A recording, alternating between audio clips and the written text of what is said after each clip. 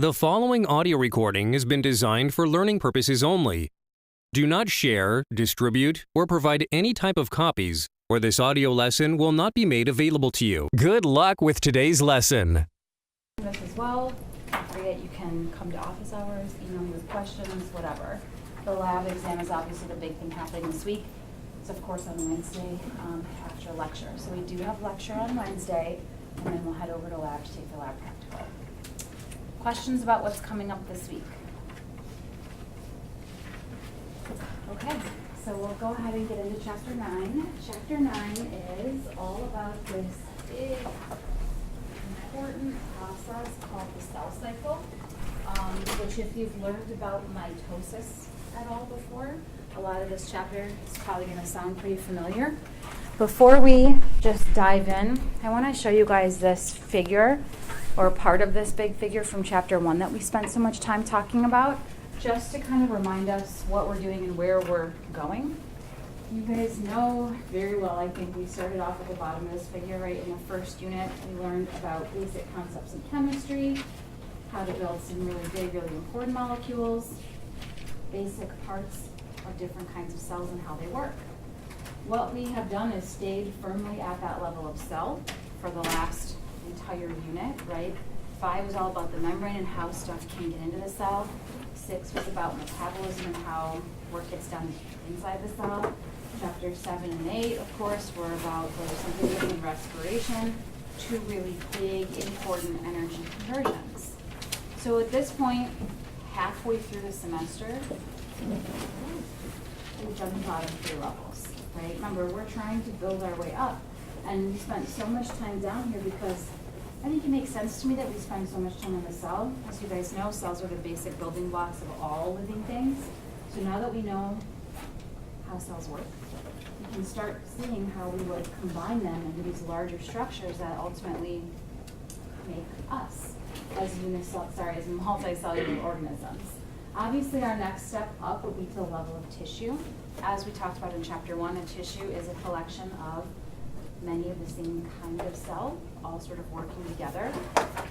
Before we can actually jump up to look at tissues, there's, like I said in Chapter 1, like a question kind of lurking in the background here. One cell, more than one cell. How do you make more cells, right? In order to make a tissue, you have to have more than one cell, so how do you actually do that? That's what the focus of Chapter 9 is, that we're going to start today. We're going to look at how you can start from one cell and like what is the process, what are the steps that cell would have to go through to essentially make a second cell just like itself. And those 2 could then make 2 more new cells. We're going to learn how we would do that. What is sort of on the agenda after that is once we know how to make more cells, we'll take maybe, this is the question mark in my mind, maybe, we'll take a quick look at different kinds of tissue that we have in our bodies, and we'll very quickly scale it up to appreciate that you combine multiple tissues to make an organ. Each organ has a set of functions it is responsible for, but every organ must also work with other organs that are part of the same organ system to accomplish some major body process. And we're going to look at Chapter 34 on our digestive system as a way of appreciating kind of that scale up. I'm going to keep that chapter in, even though it's one of the optional ones, because it's material people are usually a little bit already familiar with. It tends to be, I think, easier for people in that chapter, so it's a nice one to keep in. And also it should help with the rat dissection. Here's my reminder, it's coming up next week.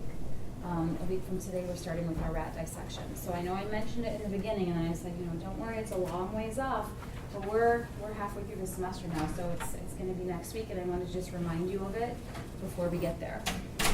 So that's kind of what we're going to be doing in the next few chapters, learning how to scale it up from the level of cell up to the level of tissue, organ, and organ system.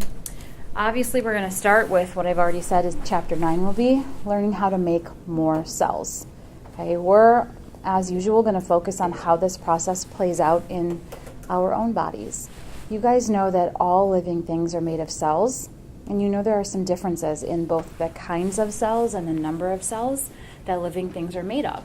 So of course all cells should be able to make more cells, but the way they do this and why they're doing it, like the purpose for cell division, can be different depending on the organism that you're looking at. So we're going to focus mostly on ourselves, but near the end of the chapter, we're going to come back to consider those other issues. What do other kinds of cells do for cell division, and what are they doing that process for? Because in some cases, it's very different than what we do. So people usually talk about this chapter like it's the mitosis chapter, but right away I want to get at, there's like a terminology thing we have to be careful about. People generally refer to the whole process of cell division as mitosis, but that's not really correct. Mitosis is just a part of the process called the cell cycle. The cell cycle includes all of the steps required to get ready and then go through the act of dividing. Parent cell and daughter cell are some terms we're going to hear throughout this chapter and also chapter 10, which is in this unit. Parent cell just means the one cell you are starting with. We're going to essentially watch as that one cell gets bigger, makes more of everything inside of it, and then splits in half. Those two cells that you make as a result, those are called the daughter cells. I wish I had put an S there, but I didn't. You should know there are two of them, right? We're going to split the parent cell in half to make two daughter cells. And again, this process happens in two main phases. The first part of the process, which actually takes a lot longer, is called interphase. Interphase is the gearing up and getting ready part. We have to make sure we have all the supplies we need, all the proteins the cell needs, all the enzymes the cell is going to need to go through this process. We're just gearing up and getting ready and getting bigger. Then we're actually ready to start dividing. The term mitosis, this is in writing later, but just to make sure we know what it means right away, mitosis specifically means the division of the nucleus and its contents. So there's some super important stuff inside the nuclei or nucleus of our cells, our DNA. All of our important instructions, that's what mitosis is really all about, making sure that those instructions are getting split evenly so that each of the daughter cells we're making is going to have the full complement of instructions it needs to be successful. As you guys know, the nucleus is not the only part of the cell. We've got other stuff like cytoplasm, mitochondria, Golgi, etc. All that other stuff has to be divided between those two daughters as well. And that's what the term cytokinesis means. Okay? So interphase is getting ready, getting bigger, making more of everything. Mitosis is splitting up the nucleus and the chromosomes. Cytokinesis is splitting up everything else inside the cell. You guys probably know what's coming up. We're going to get a huge overview of the entire process. I feel like this is always what we do. That's what the book always gives us, essentially. And here's our big overview figure for this one. There are some things I like about this figure. There are some things I'm not in love with about this figure. I'm going to walk you through kind of what we're looking at. You guys know this is just our first crack at it. After we get a big overview, after we get some important vocab out of the way, then we'll back up and tackle every part of this process on its own. Okay, so we're going to start here. This little cell right here will be our parent cell. And throughout this round of the cell cycle, we're going to see how this cell gets bigger, makes more of everything, and then goes through the act of dividing. And the gearing up, getting ready part is called interphase, and that's what is outlined in purple. Let's see. It takes up most of the cell cycle. In other words, cells spend most of their time in interphase. During this time, they're doing all their normal cell things. In other words, if it's a liver cell, it's still acting like a liver cell. If it's a skin cell, it's still doing all the skin cell stuff. It's just also kind of like in the background, getting ready to divide. There are some specific things that have to happen for the cell to get ready, and that's why you're seeing different steps within interphase, G1, S, and G2. We'll go over what happens during each one of those in just a minute. You can see then here, there's sort of a transition point between interphase and what's called the mitotic stage. I don't like calling it the mitotic stage because then people forget that it includes cytokinesis as well. This M for mitotic stage includes both mitosis and cytokinesis. I usually just say mitosis and cytokinesis so that people don't forget you have to include both. When I learned mitosis, as may be the case for some of you who've learned it before, I learned that mitosis had 4 steps called prophase, metaphase, anaphase, and telophase. our book sneaks in an additional fifth step. And because I always try to follow the book as closely as possible, so it's easy to go back and forth between the two, we are including that fifth part of mitosis. In this figure, I think they updated this for your edition of the book, and I missed sneaking a new figure in here. Here it's called late prophase. Everywhere else, we're going to see it called prometaphase. So the 5 steps of mitosis that we're going to learn about are prophase, prometaphase, metaphase, anaphase, telophase. Again, we're going to talk about what happens in every one of those steps. In a later part of the chapter, we're going to spend a lot of time going over what happens in every step. Here's one of the things I do not like about this figure. I don't like how they've drawn cytokinesis, because in this figure it makes it look like mitosis, the division of the nucleus and the chromosomes, is totally over before cytokinesis begins, and that is not accurate. The end of mitosis and cytokinesis, they overlap with each other. It actually starts during anaphase. So as the chromosomes are still being split up, the rest of the cell starts being divided as well. So cytokinesis starts during anaphase, is ongoing during telophase, and then this line that's being drawn here, kind of the separation between what's blue and what's purple, that represents the end of one round of the cell cycle. So I mentioned on the previous slide kind of this idea that we're going to start with one parent cell, then we'll get bigger, make more of everything during interphase. And then we're going to follow how it's being split in two with mitosis and cytokinesis. So we know there should be 2 daughter cells. And this can, I think, be a little confusing. If you look at what they're pointing out to us here, it looks like there's only 1 daughter cell. Like, where's the second cell that we made? Here's where you have to notice this arrow right here. They're showing you this cell as the second daughter cell, which seems kind of weird because that was the parent cell we started with. And I think that can be, like I said, a little confusing. Why they think they've done that is to allude to the fact that as soon as you make those daughter cells, that daughter cell could go do its thing, whatever, or it could immediately start dividing again. It really depends on what kind of cell it is and what purpose it's being made for. So sometimes cells are like pedal to the metal, just divide, make more and more and more of themselves pretty quickly. And other times we'll maybe make 1, well really 2, we'll make those new cells and they just hang out doing their job for a while, and they won't go through another round of the cell cycle until they're kind of poked and prodded into doing so. This is all dependent on signals being given to that cell from surrounding cells, from the rest of the tissue, etc. The other thing that is here that I'm sure you've noticed but that I haven't said anything about are those stop signs that are scattered around this circle. Those stop signs represent times during the cell cycle. These times are called checkpoints. When the cell is basically going to pump the brakes for a second, just look around and see how the process is going. This process of the cell cycle is a very high stakes process. In other words, it's really important because you're making new cells for your body. And how I think about this process, and I'll probably say this a few times throughout chapter 9, whatever cell you start with, good, bad, or ugly, whatever cell you start with, you're basically making an exact copy of it through this process. So we want to make sure we're starting with a good cell, like a healthy, functional cell that's not messed up. And we want to make sure that through this very complex process, that everything goes okay. Because if you mess up some part of the process, you're going to make a cell that's messed up. And you've now got a messed up cell in your body that you have to deal with and hope doesn't do more harm than good. So again, those stop signs, those checkpoints represent 3 different times throughout the cell cycle when our cells basically pause and just kind of make sure everything's okay.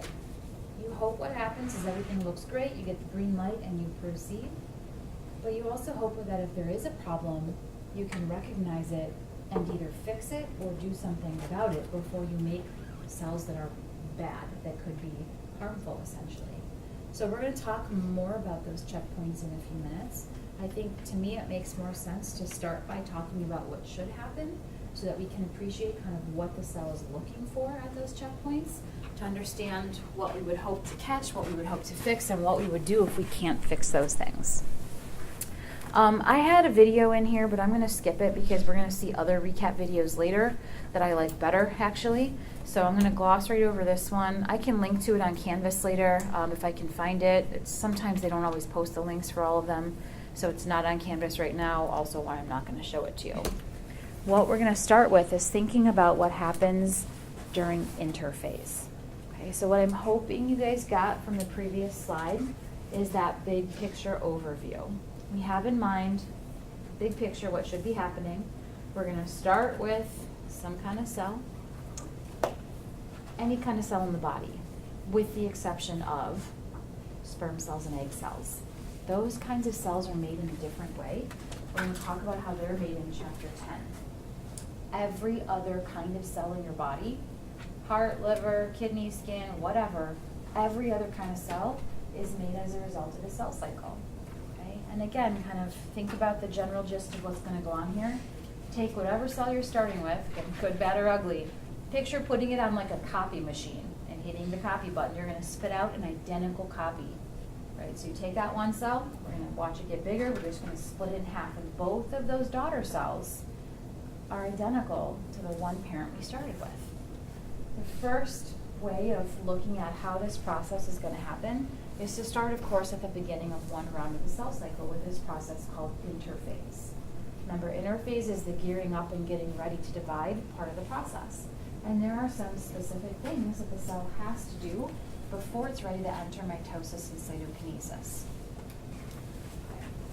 I wrote down here the three big things that have to happen before we even see like how they're divvied up throughout interphase. I just want to talk in broad terms about why we've got to do all these things. Okay? Why would the cell have to get bigger before it splits in half? If you have a cell that's about this big and it just splits in half without getting bigger first, those two daughter cells are now half the size of the original cell. They're half the size they're meant to be. If those cells then split again, they're like a quarter of the size that they were supposed to be. And every time a cell went through cell division, it would essentially be getting infinitesimally smaller, which is not sustainable. Our cells are all supposed to be a certain size. To maintain the proper size, that cell we start with has to plump up a little bit first, so that when it splits apart, we're down to like the normal size for that kind of cell. How does the cell get bigger? By making more of everything inside of it. You're going to see, of course, more cell membrane be made, so we can get bigger. You're going to see more cytoplasm. Every kind of organelle that we heard about in chapter 4, again, kind of run through that list. Ribosomes, mitochondria, Ruffia, Smoothia, Golgi, lysosomes, like all the cell parts we heard about, we got to make more of all of those too. Not only does that help the cell, allow the cell to get bigger, but again, think about what our end goal is here. We want to create two functioning cells. So you better believe we have to give both of those daughter cells all of the parts that they need to be successful, to essentially hit the ground running. So we got to make more of everything so that we can give some to each daughter cell. That's exactly why we've got to do this as well. You guys know why DNA is so important. It's the set of instructions, the blueprint, if you want to think about it that way, the recipe book that I've talked about before. That's the instructions for how the cell does everything. And we have to essentially make a photocopy of the entire cookbook, of the entire blueprint, so that we've initially got 2 copies. Why? So that one can be given to this daughter cell and one can be given to that daughter cell. Again, if we're going through this whole process, which is quite a bit of work, if we're going through this whole process to make daughter cells, we want to make sure we're doing it right. And we want to make sure we're giving those daughter cells everything they need to be successful functioning cells, including the instructions for how to stay alive and do everything we need to know how to do for our bodies. Right? So all of this really important legwork essentially is happening during interphase, while the cell is still doing all its other normal stuff. All this prep work is almost happening in the background. And there is a lot of work that goes into this. That's why we typically divide interphase into 3 different steps, G1, S, and G2, to help us really think about all the things I just mentioned and how the cell is going to accomplish all of them. So we're going to tackle G1 first. That G in G1, most people think as standing for the word growth. Growth, because that's what the cell is doing here, it's getting bigger. Right, so I tried to copy this figure a lot on all various slides so we can have our frame of reference. G1 is the first step in interphase. It's the first part of the cell cycle. And what's going on here is exactly what I mentioned on the previous slide. The cell is getting bigger because it's making more of everything. All of the organelles, again, that we learned about in chapter 4, every single one of them, the cell is going to be making more of during this part of the cell cycle. The other thing that I think about always happening during interphase is the cell kind of has, not the cells have eyes, but the cell has one eye like towards the future. How can I, while I'm right here doing whatever work I'm doing, how can I at the same time be preparing for what comes next? So that when I enter the next step, I can hit the ground running. What do I need to do to be ready for that next step? So if we take a quick peek ahead, the next step coming up, S phase, the big thing happening there is a process called DNA replication. DNA replication is what the cell does to make a copy of all of the DNA inside the cell. That's going to be, of course, defined on the next slide. But as we're thinking about what do I have to do to get ready for that, think about what you know about DNA. It's a polymer, right? This is going way back to chapter 3. It's one of those Lego towers, right? What is it made out of? Nucleotides. The whole like phosphate sugar base with A's and T's and G's and C's. So if we know that pretty soon we're going to have to build a bunch of DNA, now would be the best time to stock up on A's and T's and G's and C's. And DNA replication, as you maybe can imagine, is quite an involved process with some specific enzymes required for it. Now would be the time to make sure we have those enzymes ready to go. So while we're getting bigger, while we're making more of everything else, we're also prepping for the next stage by making the proteins, enzymes, whatever that's required to do the next step. Don't forget, the cell is also doing all its normal jobs here as well, right? So I always say this way: if it's a kidney cell, it's doing kidney cell stuff. If it's a spleen cell, it's doing spleen, like whatever, right? Whatever its normal functions are, it's got to keep doing those too. It's not like it just stops being a cell just to make more of itself. It has to keep working too. Any questions on G1, growth? Okay, so you should already know what's coming next because we had to take a little peek ahead at it. What's coming next is the S stage. That S stands for the word synthesis. Synthesis just means to make, right? What are we making? A whole bunch of DNA. And we're not making just any DNA. We are making exact copies, identical copies of all of the DNA inside this cell. We're going to start talking about DNA pretty shortly here.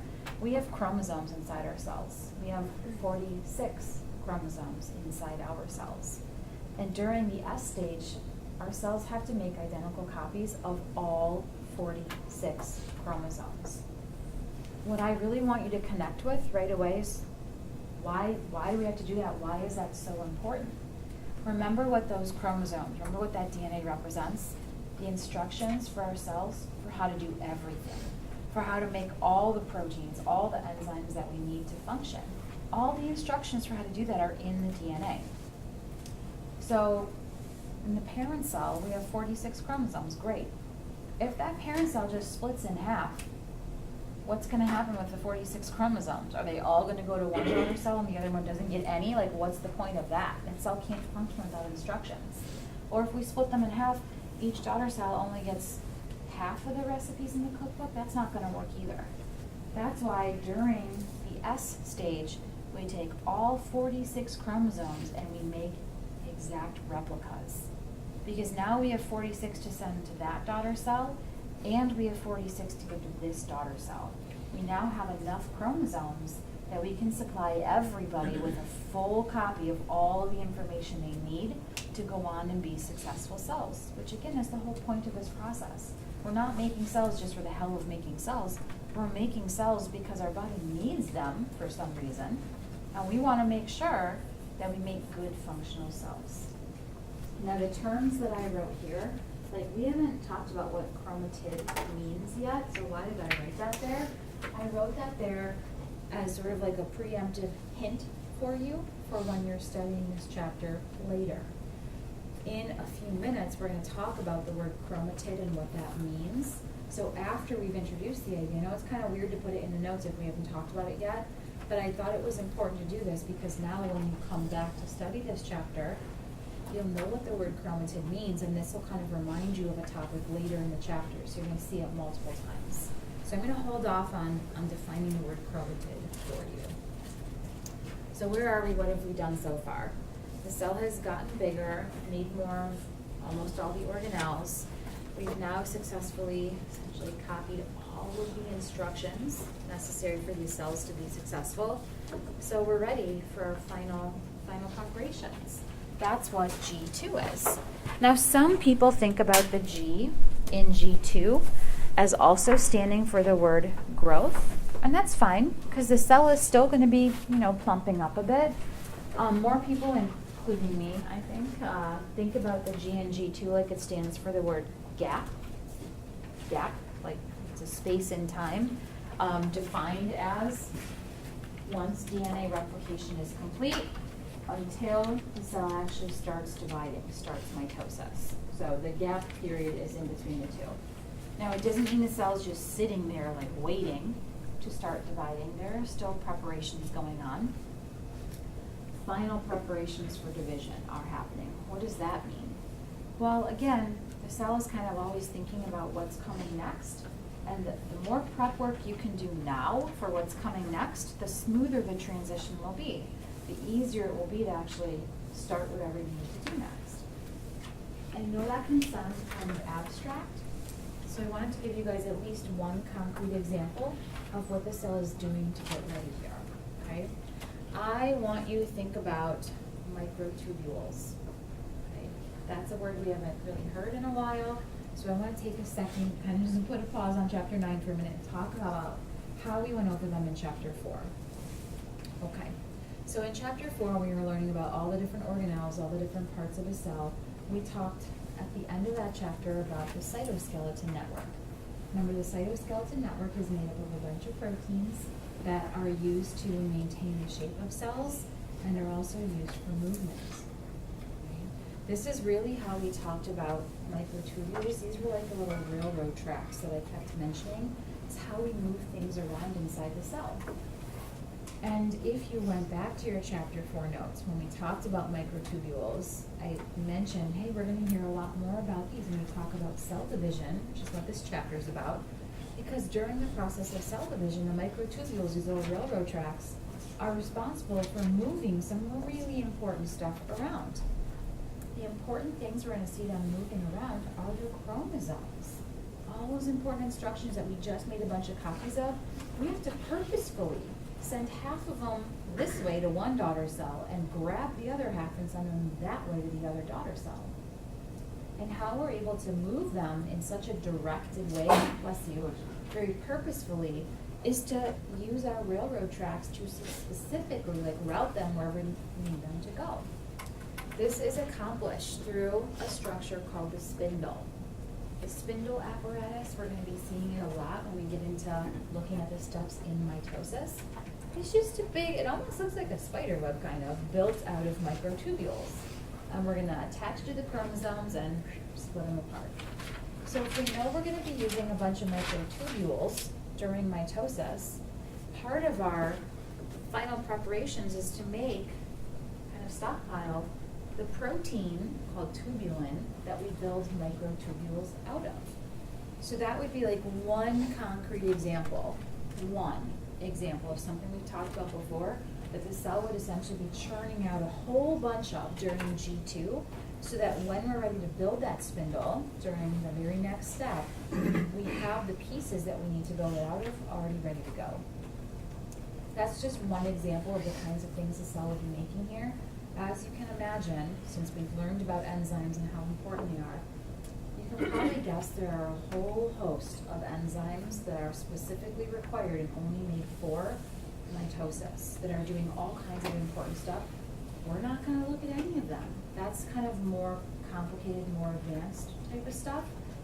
Since we're not gonna look at all those super important enzymes, again, I just want to talk about one thing you've heard about before as a way of illustrating what these final preparations would look like. So at this point in the cell cycle, the cell, by completing interphase G1, S, and G2, we hopefully now have successfully gotten bigger, made more of everything, all the organelles and also all the chromosomes inside the cell. We've gotten bigger, we've got more of everything, we should be ready to divide. So we should be ready now to transition into mitosis and cytokinesis. Before we start looking at that, I'm going to show you guys video just about interphase to make sure we've got the importance of what's going on here. Clearly, I'm just pulling up this video on Canvas where I have it loaded so that you can watch it.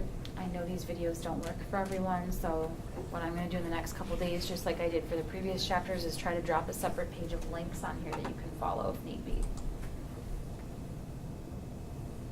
The replication of DNA and the formation of sister chromatids is one part of the entire cell cycle. To prepare for cell division, the cell goes through interphase, which can be divided into 3 distinct phases. During G1 or GAP1 phase, all the organelles and cytoplasmic components, including the centrioles in animal cells, replicate. Then during S or synthesis phase, the DNA replicates. Finally, during G2 or GAP2 phase, all the enzymes needed to aid in the process of cell division are produced. Most eukaryotic cells spend a great deal of time in interphase, and a very short period of time actually dividing, a process called mitosis. All right, questions on interphase or anything the cell has to do to get ready to divide? Okay. So, we are then ready to start thinking about what happens during the mitotic stage. Again, I don't love that phrase, mitotic stage, because all people hear there is mitosis, and that's not the only thing going on.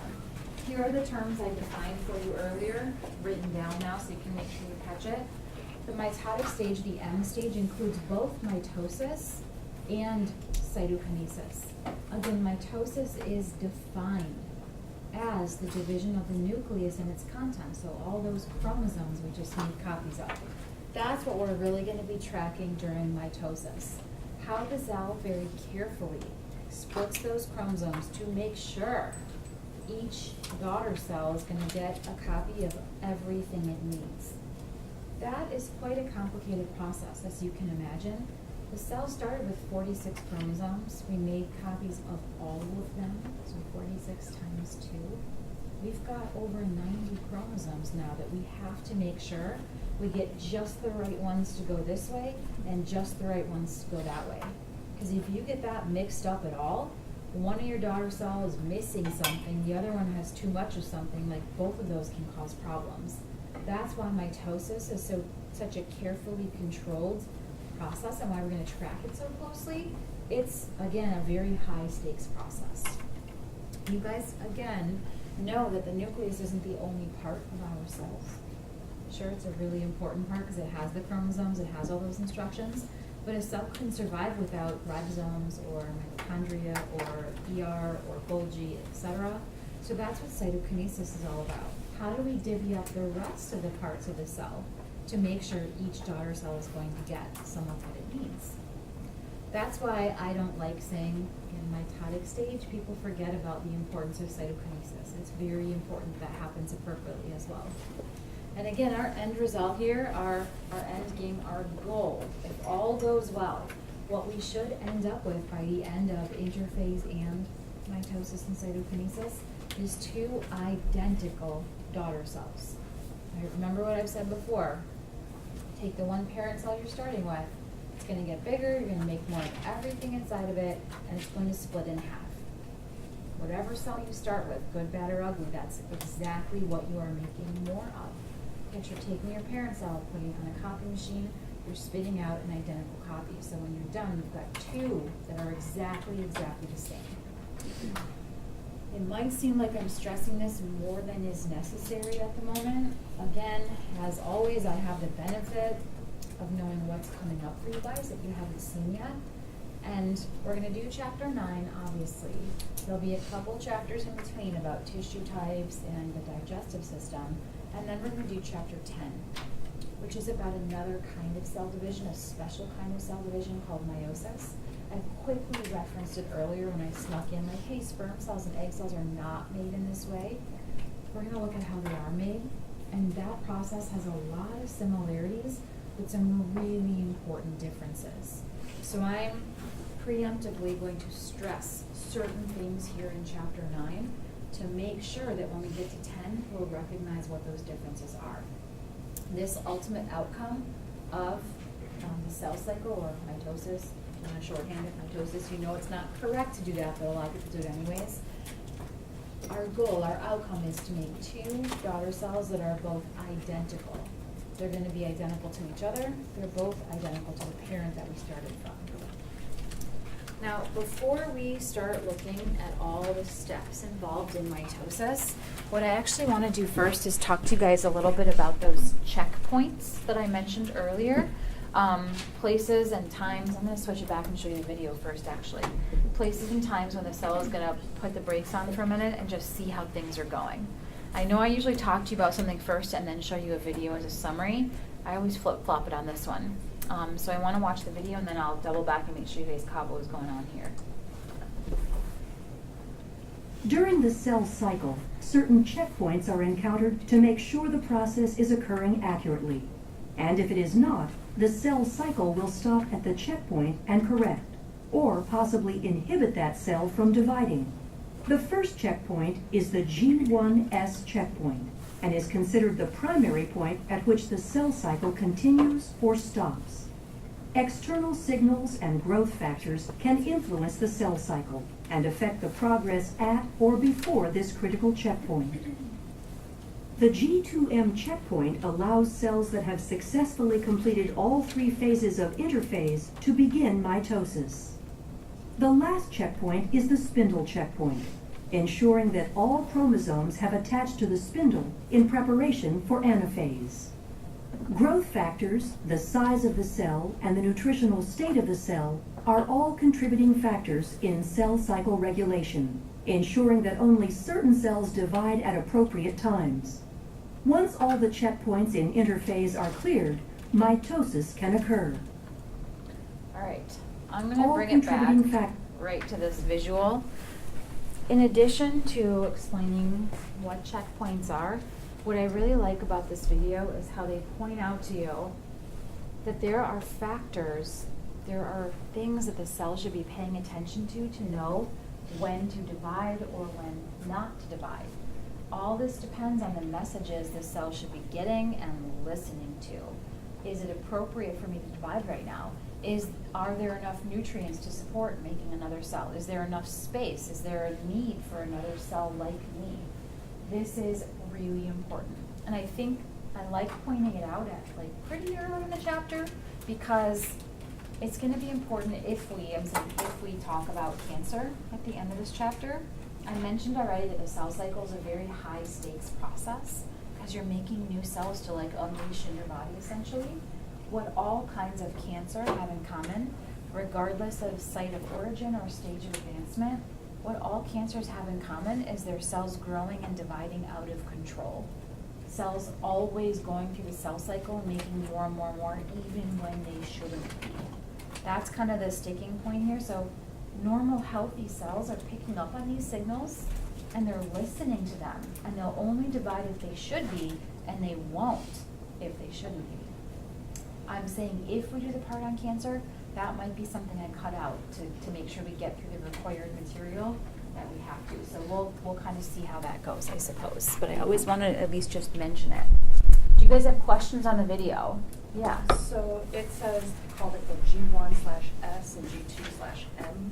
Yeah. But in here.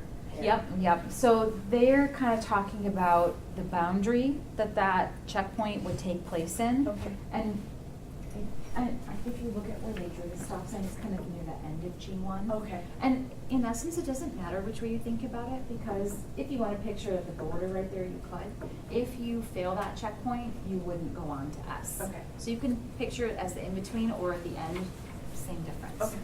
Yeah. Now, what I want to say about this slide is I'm just clarifying for you if you're interested in what the cell is looking for. Like, okay, we know there's a checkpoint, we know we're checking something, like what are we actually looking for? Like what's important that we want to check up on? I do not usually ask super detailed questions about this. I just like to help make the connection about why we're checking, what we're checking, like what does this matter? Right? So this first one that happens during G1, the very first part of interface. I don't know if you caught it when they said it in the video, because they said it pretty early. This is the primary point at which the cell cycle is allowed to continue or is stopped. So this is like a very early on, very important decision making. Are we good to go? Should we proceed? Or is something wrong and we should stop? Okay. So what is the cell looking for? We haven't really done much yet. So what are we checking on? We're just making sure we're good before we get going. Right? Remember what I keep saying, like, good, bad, or ugly. Whatever cell you start with is what you're making an exact copy of. So it's like holding up a mirror at the beginning saying, am I okay? Is my DNA all right? Are all my chromosomes here? Is everyone in good shape? Am I a normal, healthy cell? If there's a problem with the cell, you want to recognize that there's a problem. And if you know the cell is messed up, would you want to make more messed up cells? No, right? Then you're just contributing to a greater problem. If there's some kind of problem with the cell, you want it to stop. Right? Again, the outcome you hope for with these checkpoints is that, yep, everything looks great, we're good to go, we're going to proceed. But you also need to recognize that if there's a problem, you want to catch it, and you either want to fix it if you can, or if you can't, you want to shut down the whole process. Right? High stakes process. We're making new cells for the body. You don't want to make messed up cells. I listed a couple of proteins here that are involved. You don't have to know those. I listed them because they're really, really important. If we do talk about that cancer part of the chapter later, you'll hear both of these again. These proteins are essentially like watchdogs inside the cell. They look for other problems. They're checking to see if the DNA is okay. And there are implications that stem from that, right? If your cell had P53, it's just the name of the protein. If your cell had P53 that didn't work the right way, you wouldn't be able to catch any of the other problems. Or if you had RB, that stands for retinoblastoma, which is a kind of cancer. If your watchdog didn't work the right way, all kinds of other problems would go unchecked. And those cells could then be allowed to divide when they shouldn't be allowed to. Both of those proteins are implicated in many, many, many human cases of cancer. Let's say everything looks good. We check the cell, DNA is good to go. We know we can make a copy of it because it's good, in good shape. So we go ahead and proceed to the S stage. You already know what we're doing there. We're making a copy of all 46 chromosomes. Then we get to G2, we get another checkpoint. Right? As I alluded to, making a copy of all the DNA, that's quite an involved process, one that we will look at in detail in chapter 12 in the next unit. It's not even in this chapter because that's how intense it is. It's too much to put here. Different chapter. So there's quite a process that goes on. We want to make sure it went okay. That's what this checkpoint in G2 is all about. Are we done copying all the DNA? Did we make a good copy? Do we need some extra time to finish, or are we ready to go? Again, you hope that when you pause at that checkpoint and look around, everything looks great, you just proceed. But if there's a problem, if you're not done yet, or like part of one of the chromosomes broke off or something, you don't want to keep going. You pause, you fix the problem if you can, and if you can't, you want to shut it down because you don't want to keep making what's going to be a messed up cell, essentially. Now, if everything's good, and DNA replication went according to plan, then we would get the green light and proceed into mitosis and cytokinesis, where our final checkpoint is. Obviously, we haven't talked about the steps of mitosis yet, so I'm going to hold off on the details of this one, and I'll explain it when we get to metaphase, which is the point of mitosis where this check happens.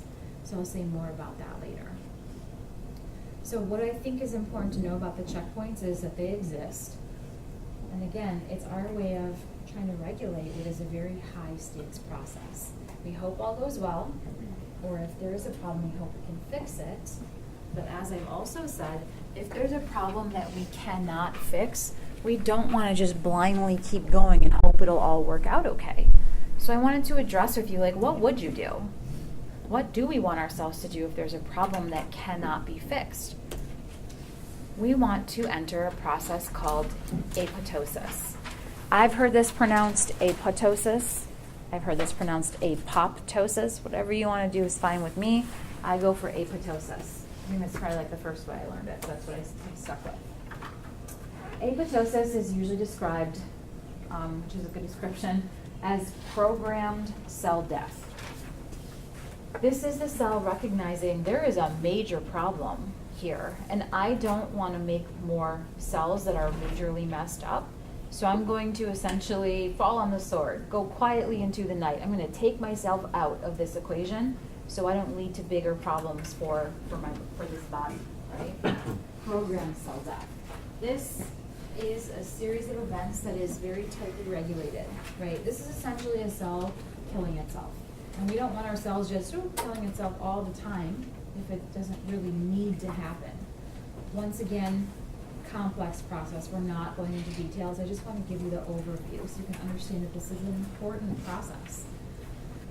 What we're seeing down here is a little diagram showing us what a cell would look like as it's undergoing this kind of death. We've seen other kinds of cell death before. Why am I saying that? I want you to think about lysis. Okay? Lysis, which we learned about in chapter 5, how we saw that is if you have an animal cell that is quickly filling with liquid, right? Remember that whole like water follows the salt deal? If there's a bunch of liquid coming into the cell and the cell can burst, remember what that looked like? It split at the seams and all the guts were like spilling out everywhere. That's a very different kind of death than what we're seeing with apoptosis. With apoptosis, it's all nice and neat and self-contained. So we've got a bunch of cells here. You'll notice a cell that's starting this process just starts to look a little bit different. It does what's called rounding up, so it doesn't look so squashed. It looks more round. The nucleus looks a bit different than it should. It starts like blooding off in different fragments. The cell itself then starts falling apart into different fragments. It's all self-contained. Those little pieces would then be swept up by cells in our immune system. You guys remember what phagocytosis is? Cells taking up large chunks of stuff. We have some cells in our immune system that are essentially masters of phagocytosis. They just go around cleaning up messes, and they would just sweep up those pieces, no big deal. If a cell is undergoing lysis, the whole like spilling your guts out everywhere, that sets off some red flags in the body, right? Because there are usually it's not good if a cell is just busting apart like that. It could be due to something like a viral infection. And so that sets our immune system on high alert. And we don't want to do that in this case, right? This is just an old messed up cell trying to take itself out. We don't need a big red alert. We don't need to raise the alarm. We want to just let it do what it's supposed to be doing. And so by keeping it self-contained like this, we avoid having that big response initiative, and we don't really need it to be. So I think sometimes this can sound like a bad thing, right? Like, oh my gosh, the cell is killing itself. Like, that's awful, that's terrible. Not in this case. This is exactly what we want to have happening here, right? So I just want to touch upon the importance of this process to make sure we don't miss what is going on here, and that it is actually a really important normal body process. So before we even get to like how we got here in this chapter, in this setting, this is a process that happens in our bodies. It's supposed to happen in a number of different times, a number of different ways, okay? As a normal part of development. Number one, it helps us make sure we have the right number of cells in our body. So we're learning about how to make more cells, obviously, right? But as this process happens over the course of your life, you can't just make more and more and more cells all the time without getting rid of old ones. You would be getting exponentially larger over the course of your life, which is simply not sustainable. So again, we're making new cells as needed to replace older ones that are dying. How do we get rid of the older ones that aren't working anymore? They should undergo apoptosis. Also, during certain stages in our development, we target specifically certain cells, a whole bunch of them sometimes, to do this process. An easy one to pick at is webbing between our fingers, which we don't have as mature organisms. At certain points during embryonic or fetal development, we all have webbing in between our fingers. And that goes away before you're born because those cells are triggered to undergo apoptosis. Again, how we got here, thinking about what would happen if you hit a checkpoint and you couldn't pass it. What if the DNA is messed up or you didn't copy it correctly or something has gone terribly wrong in the process of trying to make a new cell? That's when this should happen. We want our cells to recognize there's some kind of issue. We don't want to make a messed up cell, so instead we're going to take our cells out. That's good because it protects us, it prevents us from getting into a place that's not good. If we talk about cancer later, I'm sorry to keep saying if, I'm used to always doing that part of the chapter, but I feel like I might be cutting it out. Again, what all cancer cells have in common, what all cancers have in common, is their cells growing and dividing out of control. If apoptosis, if this process of cell death always worked the way it was intended, nobody would ever get cancer, ever. Like, period, done, end of story, cancer doesn't exist. Because the very first messed up cell that initially gives, or like eventually gives rise to a tumor or whatever, that very first cell would take itself out before you ever made a second bad cell or a fourth bad cell. That's how important this apoptosis process is.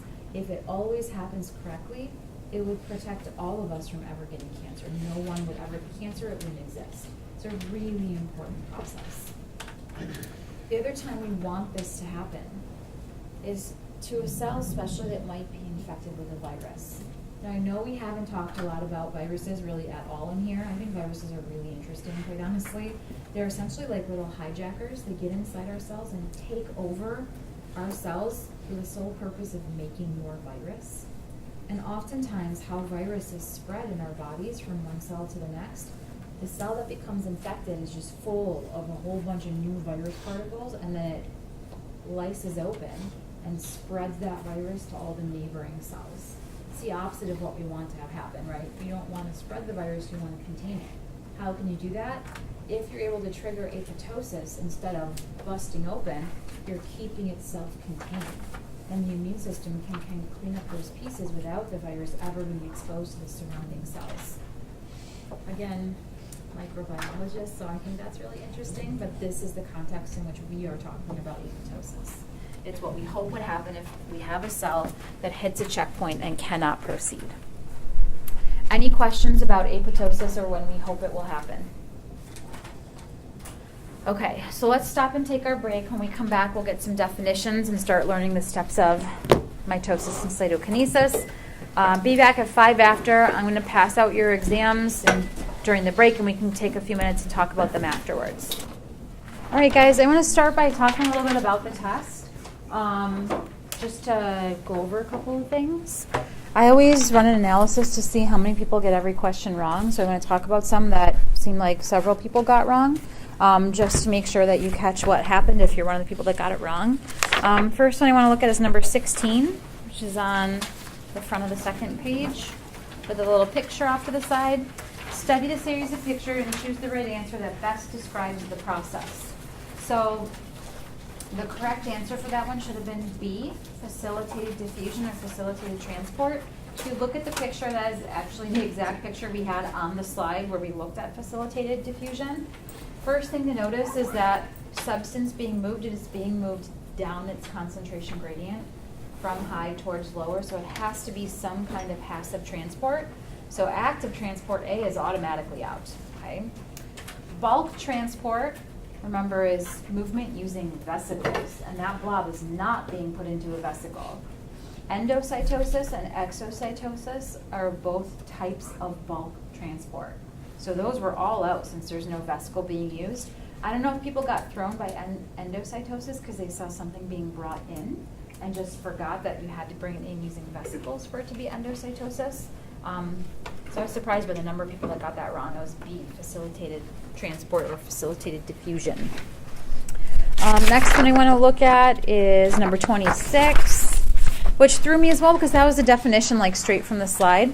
Coenzyme is C, a non-protein organic cofactor that interacts with an enzyme to allow it to work. What if, I don't know. I don't even know why that threw people so much. Protein versus non-protein. Protein versus non-protein was the tricky part. Okay. At least for me. Okay. All right. That was my guess that that's what tripped people up, but okay, that's good to know for future reference. Again, when I see a question that like a lot of people get wrong, I look at the question very carefully. The first thing I do is make sure I didn't fill out the answer key wrong, like on the Scantron answer key, because I've done that before. And then I think about the question. Was that in the notes? Did we talk about it? Do I think it's fair? And that one is exactly how it was written in the notes. So it's probably just that it was so close to the other answer choice, so people just chose the wrong one. Okay. Number 42. Number 42, which sentence correctly describes the Calvin cycle? Correct answer should have been B. Remember, Calvin cycle is the part of photosynthesis where the major thing happening is the carbon dioxide gets reduced. Like that's the name. Like that's part of the Calvin cycle. It's called CO2 reduction. So that one surprised me as well. I think just because so many of those sound so close, probably, it's a tricky one. And then on the write-in part, a lot of people did pretty well on the write-in part. Hopefully, in part because of the hints I gave you guys. On 48, that's a plant cell. Other than the fact that 3 arrows are going out and only 1 is coming in, how you should have known water was moving out is because the cell membrane is pulled in away from the cell wall and the chloroplasts are closer to the middle, not right around the outer edges. That process happens in a hypertonic solution. Remember, if there's more salt outside, the water leaves the cell, and that process happening in a plant cell is called plasmolysis. Competitive and non-competitive inhibition, what you had to get down to get those right, you had to mention the specific site where the competitive and non-competitive bind to the enzyme, which is active site and allosteric site, respectively. And you also had to say like why that would stop the enzyme from working. In the case of a competitive inhibitor bound to the active site, it physically blocks the substrate from binding. The substrate can't get in there, the reaction can't happen. With the non-competitive one that binds at the allosteric site, remember what happens? It changes the shape of the active site. So the substrate can no longer fit in there. People in general did very well on labeling this figure, which was straight from the book, straight from the slides. And the same thing goes for down below, listing the steps and how much ATP was made went well for everyone.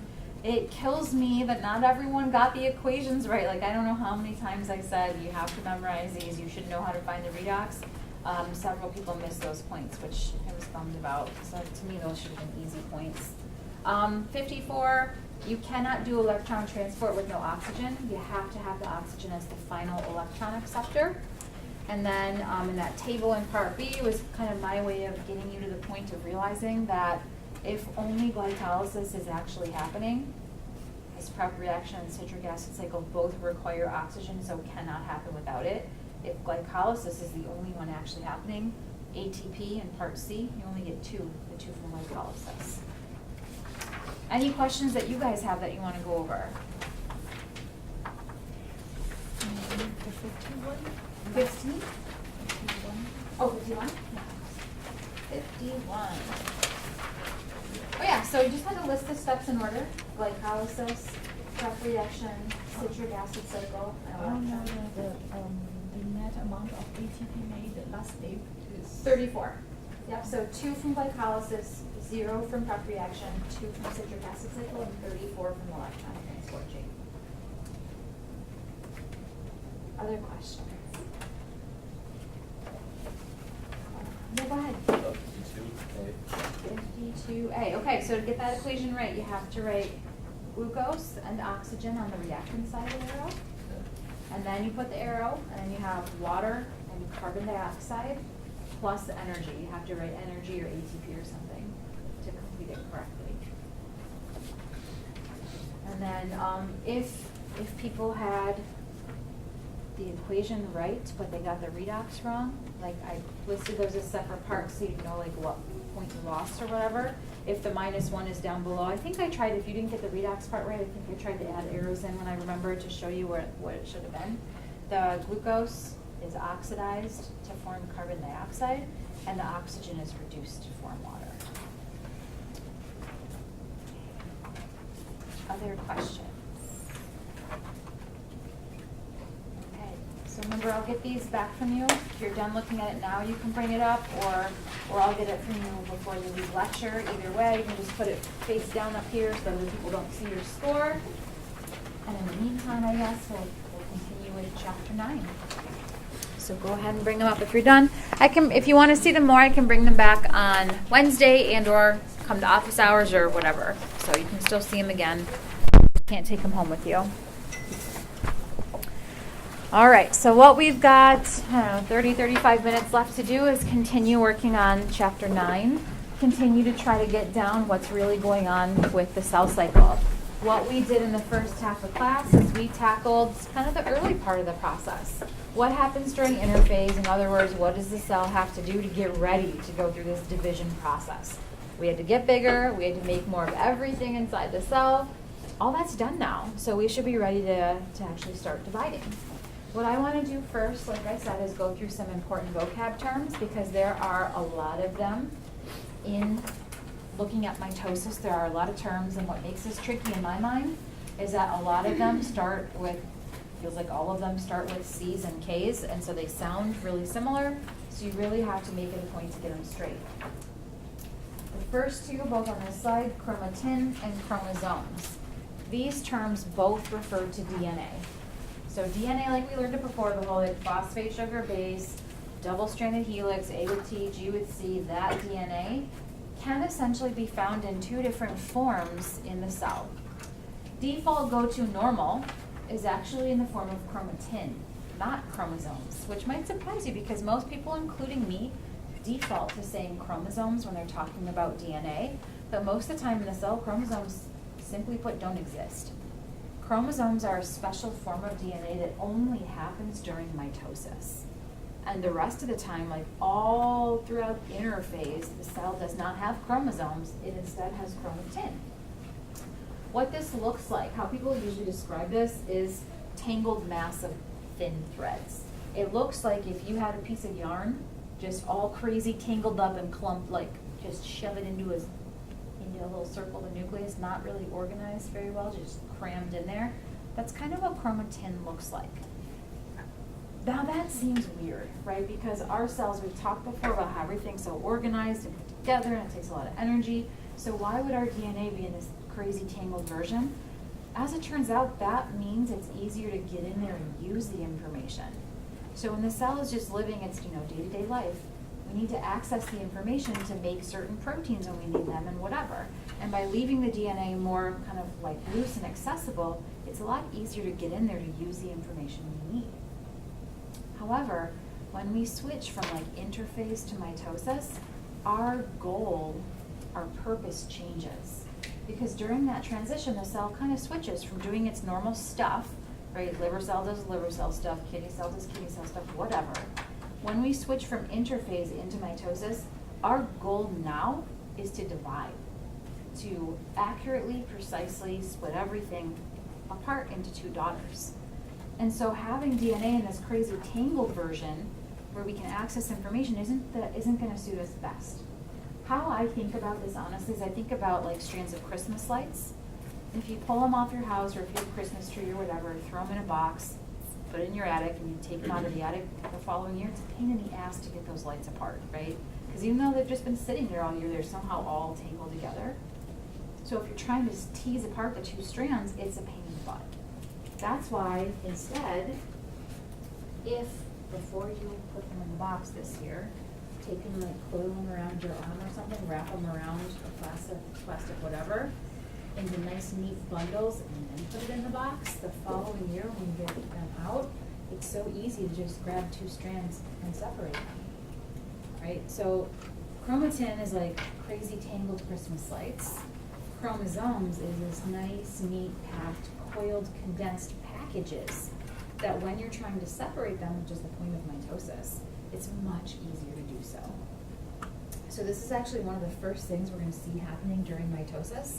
The cell will take the chromatin and wind it and wrap it and pack it tighter until it's converted into chromosomes. So chromatin condensing into chromosomes is one of the first things you'll see listed once we start looking at what actually goes on during mitosis. Questions about the difference in these terms, chromatin versus chromosomes? Okay. Now there are some kind of further descriptions here. Cross this off, not coming back, not on the test. This is just information about how that packing process happens. I'm going to also say cross this off, not coming back, not on the test. If you want to leave it, you can, because it gives you a visual to connect with, right? There's DNA that we've looked at before. Chromatin is the loose, tangly version, and that just packs and packs and packs and packs to get a chromosome. But I said cross it off because I'm not going to ask you any details about how this process goes. I'm not going to show you this picture. This is just supplement to understanding the whole Christmas light analogy in my mind. Okay? Any questions? I'm going to say the same thing I said on the previous slide. Any questions about the difference between chromatin, crazy tangled Christmas light version, versus chromosomes, nice, neat, packed, easy to separate version of DNA? Okay. So these two terms, diploid and haploid, I believe they're initially introduced here in chapter 9. So I left them here, but we're not really going to talk about these terms until chapter 10. Okay, so diploid and haploid. Anytime you see ploid as part of a word, ploid essentially, or ploidy, refers to like how many sets of chromosomes you have in a cell. And most of the cells in our body, almost all of the cells, are diploid. What does di mean? 2.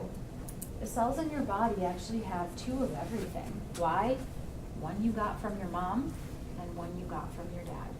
So you have 2 of every chromosome in your cells normally. So I said earlier we have 46 chromosomes, you do, but we only have 23 different kinds. You have 2 of each. Again, one from mom, one from dad. Those cells, all the body cells you have, are diploid for that reason. The only cells we ever have in our bodies that are haploid with only one of everything are sperm cells and egg cells.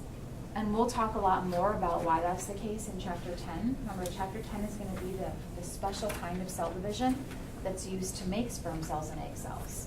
And there's a very important reason that we make those cells with only 23 chromosomes. Okay, so again, the definitions are here because they are in the book. We're not really going to talk about these terms at length or in great depth until chapter 10, so we'll circle back to this later. What I'd rather spend more time doing are going over the terms on this slide, because these terms, centromere, kinetochore, chromatid, these are really important terms that show up over and over and over again throughout mitosis. Okay? I think what I want to do first is just remind you about what we just saw happening during interphase. So I'm going to draw what a chromosome usually looks like. The chromosomes in our cells are long and linear. In other words, they look like straight lines.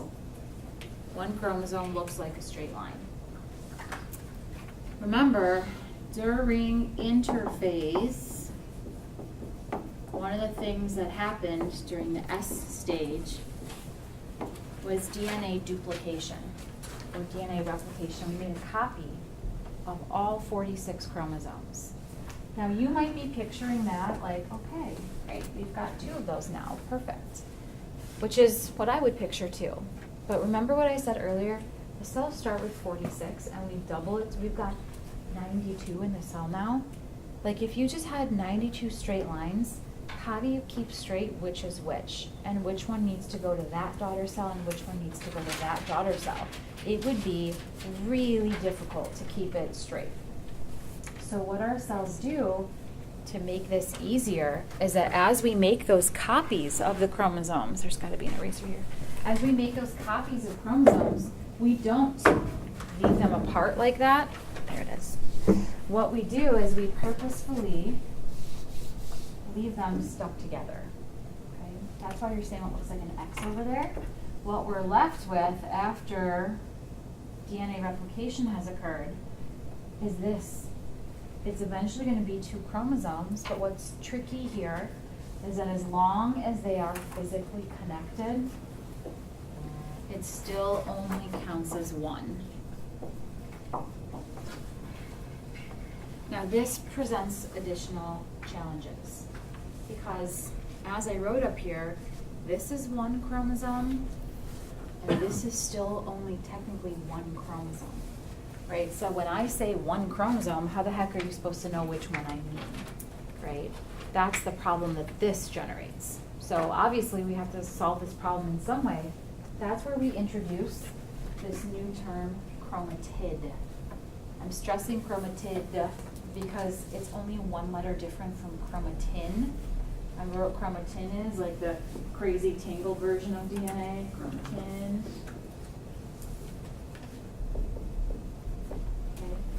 And actually, that's the form that DNA is in during interphase. So this would actually be crazy tangled up, but it's really hard to picture it that way, so I drew it like chromosomes. Okay. So what the word chromatid means is essentially 1/2 of a duplicated chromosome. Okay. So that's 1 chromatid. This is also 1 chromatid. Now I know we have not seen mitosis happen yet. We're building towards it. But just to give you an idea, what you're going to see happening during mitosis, which I've already kind of explained, is those 2 are going to be sent to opposite daughter cells. So during mitosis, we will separate those 2. And once they are apart, each one counts as its own chromosome again. This is, I think, one of the trickiest terminology things involved with DNA, is that the term chromosome can mean this normal straight line version, or it can mean the X shape. Again, that's what this word chromatid is all about, so you have a way of distinguishing the 2. Questions on the idea of what the word chromatid means? Okay. So the other thing you're seeing here for chromatid is sister chromatids. What that term means is that those 2 chromatids are identical. I don't know why they're not called like twin chromatids. That would be more in line with what they are. But the term we have to use is sisters. So these 2 chromatids are sister chromatids because they are identical. Why are they identical? Because one was made as an exact copy of the other, right? Whatever one you had in your liver cell, you purposefully made an exact copy of it so that you can give 1 to each daughter cell. That's what this is going to be all about. So they are exactly the same as each other. That's what the term sister chromatids means. Now I've already said that as long as those 2 chromatids are physically connected, they only count as 1 chromosome.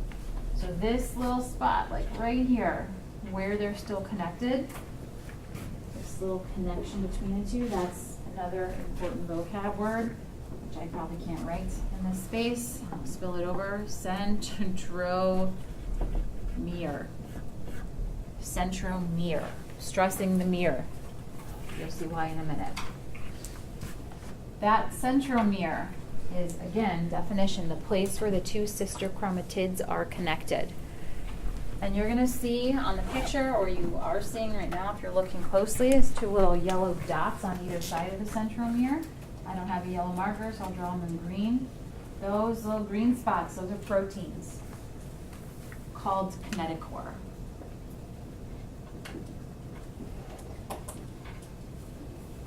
Kinetochore.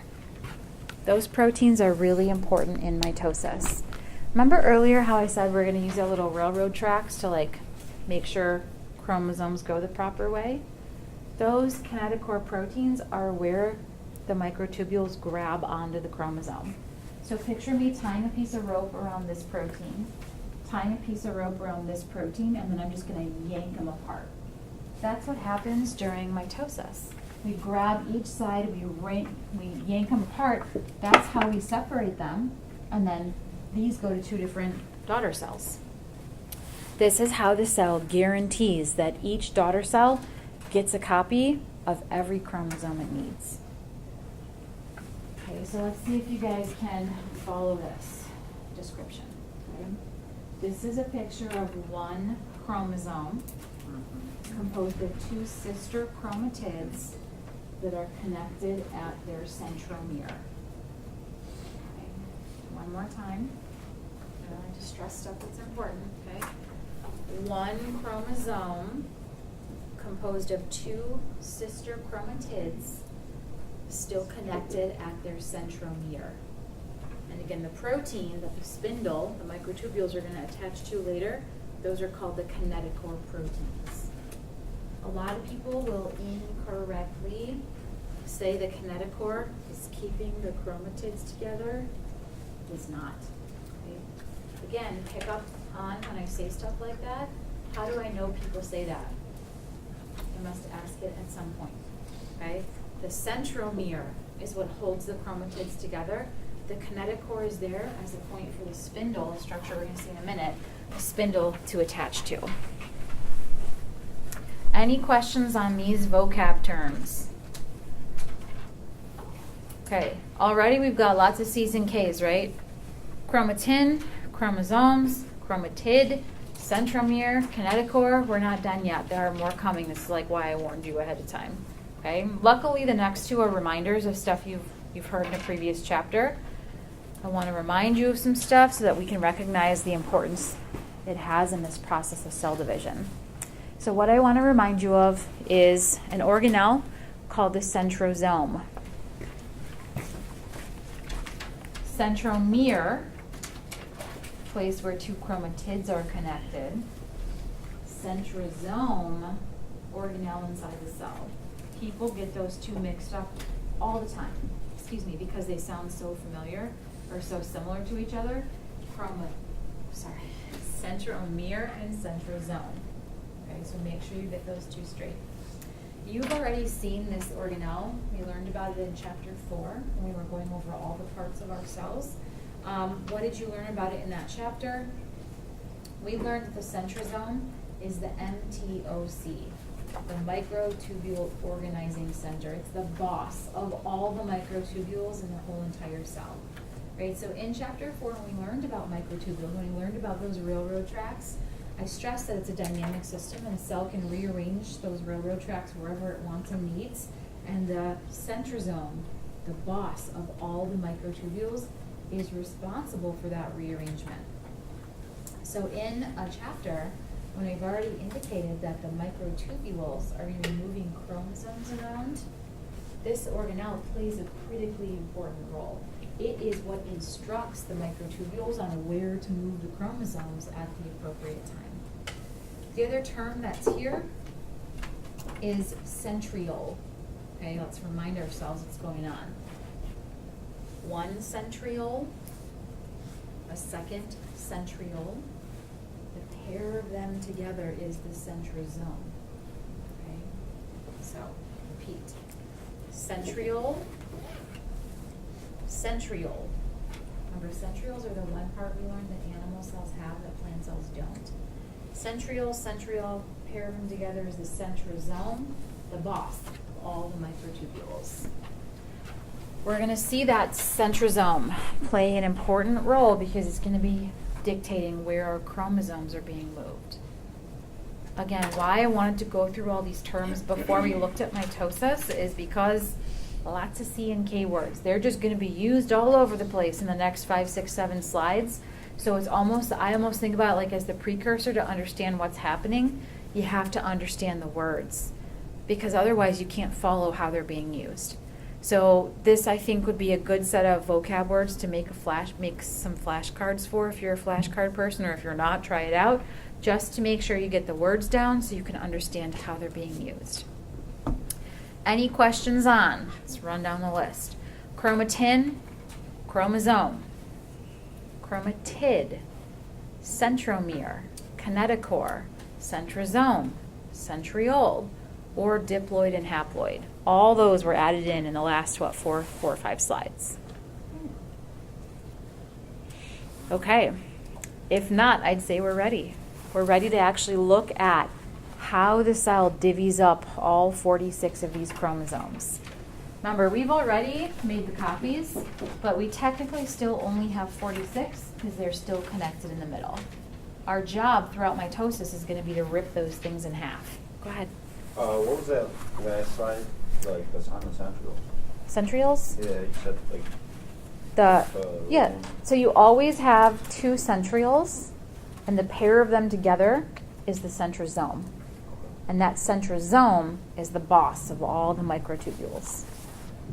Okay. Other questions? All right. So here's the list of all the steps we're going to learn. Again, I don't know if you guys have learned this before. I don't know how you learned it. I learned it with just the 4 steps, so we're shoving in the 5th step that the book has included. So the 5 steps you're going to learn for this class are prophase, prometaphase, metaphase, anaphase, telophase. You want to get to the point of knowing the names of the steps, the order they happen in, what's happening in each step, like the events that are going on, and to the point of recognizing a picture or diagram of a cell going through that process. Okay. Name of the steps, order they happen in, the events happening in each step, and recognizing a picture or a diagram of what's going on. That's the point you want to get to. That's, of course, all the stuff we're going to go over together, but I know seeing it once in lecture with me and having it down on your own is not the same thing. So I'm going to be very clear about what you're going to have to know when it comes time for like exam 3 in a couple of weeks. Name of the steps, order they happen in, what's going on with each step, and can you recognize it from a picture or a diagram? Okay. We're going to use all the vocab we just built up to help us track what's going on with this process. Okay, so we're going to start with the first step of mitosis, which is called prophase. Remember what we did to get to this point, because it's been a little bit. We just did interphase. That's what the cell would have just done. We just got bigger. We just made more of everything, including DNA. Now we're ready to start splitting stuff up. Okay, what do we do first? Prophase. Overall gist, overall point of what's happening with prophase is we're busting the DNA out of the nucleus. Remember, it's usually contained within the nucleus, that special compartment to keep it safe. If we're going to move chromosomes around, we got to break it free of the nucleus that contains it. So we're going to get rid of the nucleus. We're going to get the DNA in a form that we can move it in, our nice, neat, coiled Christmas lights. And we're going to start assembling the structure that's going to help us move them. Those are like the overall things going on. What does this look like? How does this happen? Number 1 that I have written there, the nucleolus disappears. What the heck is the nucleolus? Remember, it's that darker spot inside the nucleus. That was a term from chapter 4, so that's your little reminder, right? Dark spot inside the nucleus. What's really happening there is part of the ribosomes are being made there. That is a big indication that the cell is like doing its normal stuff. And remember, when we've crossed over into mitosis, the cell is putting pause on normal functions and is now like full steam ahead on just dividing. Like put blinders on. I'm just dividing right now. I'm not worried about the rest. I'm just dividing. So this nucleolus disappears because it's not churning out a whole bunch of ribosomes anymore. It's causing normal cell functions. Nuclear envelope starts to break down. Why? We got to bust those chromosomes out of the nucleus in order to move them. Why am I pointing down here? This is where we transition from the crazy tangled Christmas light version of chromatin into the nice, neat bundles that we can move around and separate much more easily. So as we're coiling, condensing, we're also breaking apart the nuclear membrane so that we will be free to move them around. While that's going on, the spindle, this is that structure made of microtubules.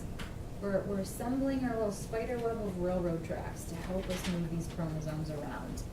That spindle is made of microtubules, so you know that the boss of all the microtubules is going to be involved. That is an organelle. The centrosome is an organelle. But the cell normally has one up that's right by the nucleus, but during interphase, it was replicated along with all of the other organelles. And they're usually sitting right by the nucleus together, but as mitosis begins, they start drifting apart from each other. Those centrosomes, which spindle will be like shooting out of, they look like little fireworks inside the cell. That's what an aster looks like to me, a little firework kind of shooting off. That is us setting up the spindle so we'll be able to grab the chromosomes and move them in sort of like the next step. These centrosomes are going to establish what are called the opposite poles, P-O-L-E, poles of the cell, setting up shop for what will become the two daughter cells. It's a way of giving us orientation, which way is up, which end is which. What I've done is I've taken the giant figure in the book, it spans across 2 pages, and I've chopped it up so we can look at each step separately to make sure we know what's going on. Okay? Let's get used to what this is going to look like. Right in the middle, probably most useful for us, is a label diagram. This is where we're going to see a lot of the terms that we've learned, labeling all the parts we are talking about that are relevant to cell division. There's a little description here. Up above, you're seeing a picture of an animal cell, which is really what we're tracking throughout this big part of the figure. And you're seeing microscope images of cells caught, like in each part of mitosis. On the bottom, you're seeing what that would look like in a plant cell. As you know, there are structural differences between animal cells and plant cells. What I'm going to focus on the most are these label diagrams. Like I said, I think those are most useful for us in this chapter. Now, ordinarily, if there's a part of the figure I feel like is not applicable or not helpful, I would have just chopped it out and not shown it to you, but I purposefully did not do that here. Why I left in the microscope images are because, again, I know what's coming up for you that you have not looked at yet after we do our rat dissection. The next lab we're going to do is one that includes looking at mitosis under the microscope. So you're going to have to find cells that look like that, and you're going to have to find cells that look like this. So I think having them here, even if I'm not going to focus on them in a major way for lecture, having them here is a good sort of precursor to the fact that we will be looking at them and for them in lab. Okay. Now, the step we just talked about is prophase. What the heck is early prophase? Honestly, in my opinion, they put this here so that we could appreciate the difference of what has happened throughout this step. If they only showed us prophase with nothing to compare it to, we might miss out on some of the finer points of what's going on. Okay, so in this cell is like prophase is just getting started. You can see the nucleolus, that dark spot inside the nucleus is there. You can see the outline of the nucleus still there. You can see there are some bigger gaps in the membrane there because again, what's happening during prophase is the nuclear membrane is being broken down and that nucleolus disappears. So you don't see a nucleus existing over here anymore because we successfully got rid of it. Remember why we've got to do that? To free the chromosomes so they can be moved around. And they are, in fact, chromosomes now. Chromatin, this crazy tangly version, you actually can't see that under the microscope. It's loose and tangled, and to see something under the microscope, it has to block light from passing through it. That's how light microscopes work. You can only see it if the light can't get through it. Chromatin doesn't show up. It's too loose. The light passes right through it. Chromosomes, once it's packed a lot more tightly together, you can see those. You will see those in the lab that we're doing later. We're going to look at human chromosomes under the microscope. The other big thing going on here is that those two centrosomes are going to start to drift apart from each other. And see those little like lines shooting out of each one? That's that firework structure I mentioned called an aster. That indicates that the spindle is being set up.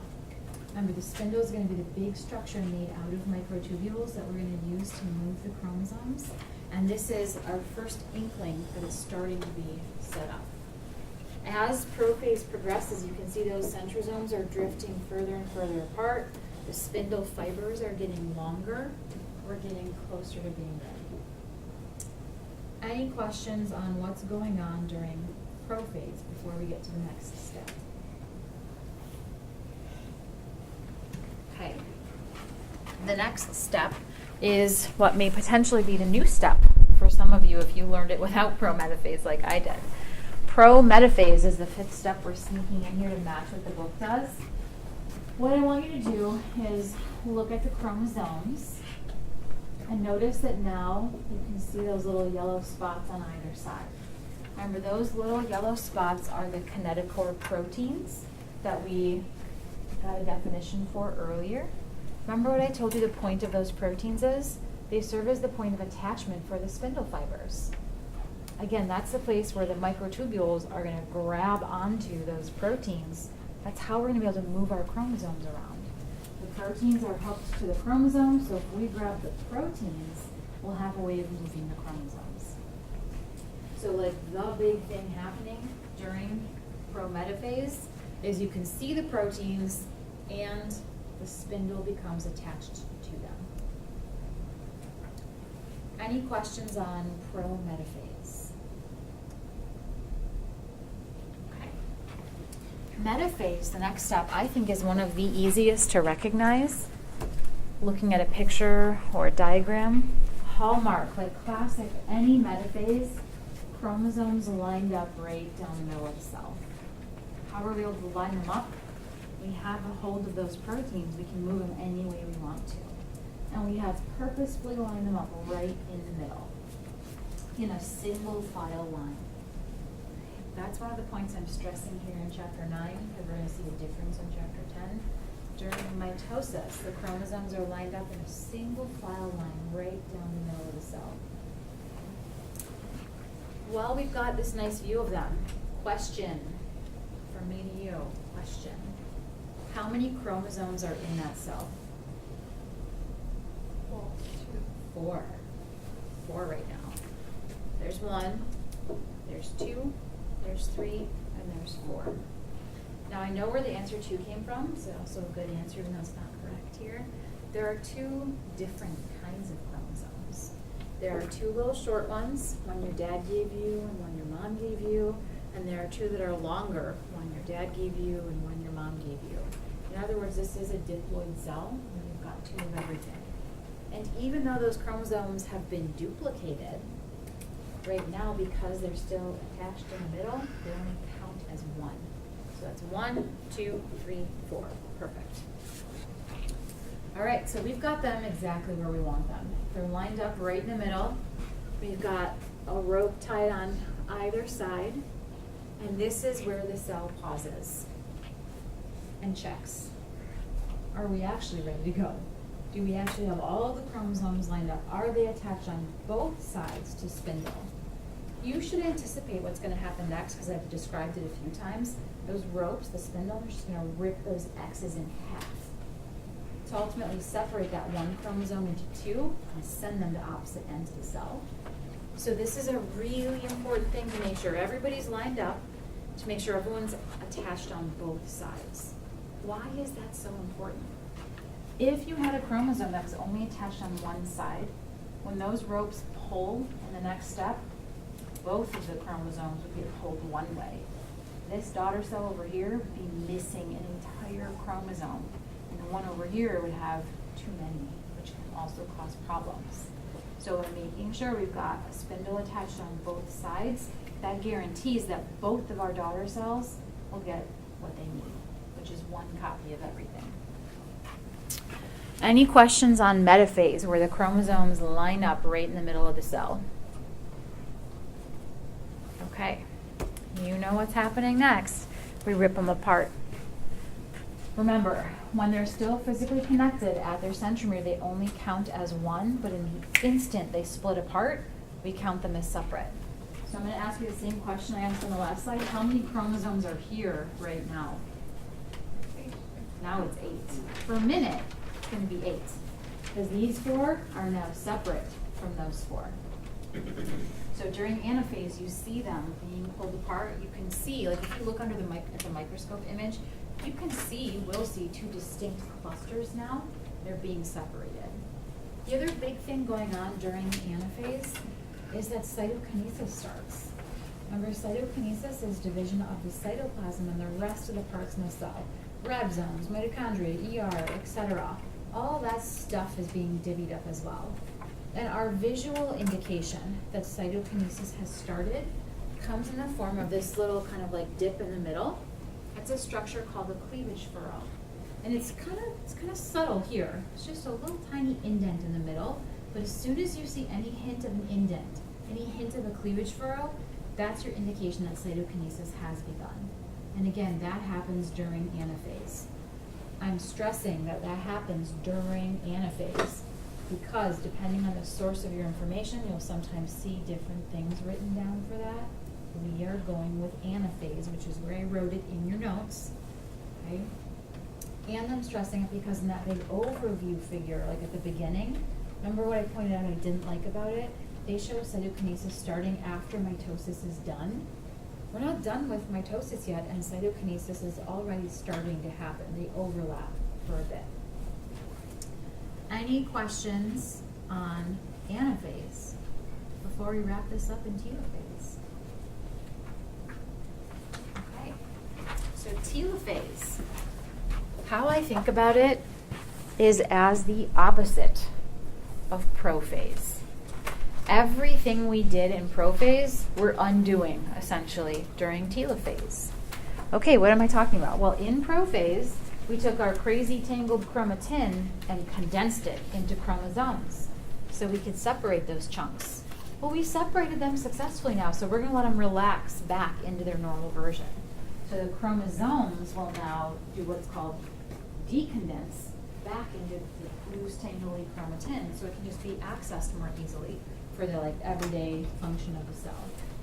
We, in prophase, we busted apart the nucleus to move the chromosomes. We move them. So once they're relaxing back into chromatin, we want to put them back into this little lockbox to keep them safe again. So we're going to rebuild the nuclear membrane around those newly separated chromosomes. You're also going to see, if you watch carefully and closely, you'll eventually see that dark spot, the nucleolus, show back up again. That's a signal the cell is resuming its normal functions. The spindle, which we built during prophase out of all those microtubules to move our chromosomes, we've moved them. We don't need this structure anymore, so the spindle, you can see the remnants of it here, the spindle is taken apart. And those microtubules can be used to build like the regular old railroad tracks inside the cell to move vesicles around and whatever. The cleavage furrow that indicated to us cytokinesis had started during anaphase, it's noticeably deeper now. That cleavage furrow will continue to get deeper and deeper and deeper until eventually we're going to rip those two cells apart. Hasn't happened yet, so cytokinesis is ongoing. And it continues to go on until that moment when the two cells are ultimately split apart. Any questions on telophase? Okay, so we are essentially out of time for lecture. I would have liked to show you a recap video to kind of cement all of this, but I actually don't mind holding it because that'll be a good way to rehash all these steps on Wednesday to get us back into the fold of Chapter 9 to finish it off. Okay? So we covered a lot of ground today, especially if you haven't learned mitosis before or the cell cycle before. We got a lot of definitions. We heard, especially in the last 15 minutes, a lot of what's going on here. If you want to start getting ready as best you can now for exam 3, I would encourage you to go over all this stuff before class Wednesday. Look it over. Even you can go on Canvas if you want and watch the videos ahead of time. Come with questions. That's your job. Okay, not really. Your real job for Wednesday is to study your ass off for the lab practical. Your backup job, your back burner job is look over these notes at least one time and flag 2 or 3 things that you're just not confident about yet and bring those questions with you to class on Wednesday. Any questions before we're out of here? Okay, so again, my encouragement is to use the next hour and 15 minutes when we're not going to be in lab like we normally would be. Go to the Learning Center. Go over there as a class if you want. Go with your normal lab group if you want. And look at those practice questions and help each other figure it out. Okay? I have office hours tomorrow. I'll be checking email. Send me questions about lab stuff so that you get everything as good as it can be before Wednesday, which is worth 100 points. All right, I'll see you guys on Wednesday. Make sure I get your test if you didn't turn it in yet. Good luck with today's lesson.